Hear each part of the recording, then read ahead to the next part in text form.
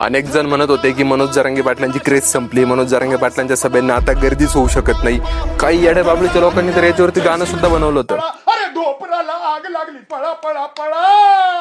अरे मनोज जरंगेचा काळ हो गेला, मनोज जरंगेचा काळ हो गेला. अरे बाबड्या सदावर्ते, तुझ्या 100 पिढ्या जरी खाली आल्या ना तरी पाटलांची क्रेज संपू शकत नाही. आणि जे म्हणत होते ना पाटलांच्या सभेला गर्दी होऊ शकत नाही, त्यांनी पश्चिम महाराष्ट्राचा पाटलांचा आत्ताचा दौरा बघा.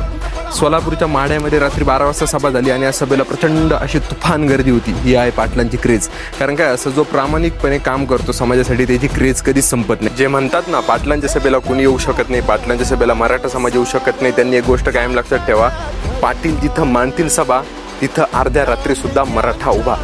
जय शिवराय.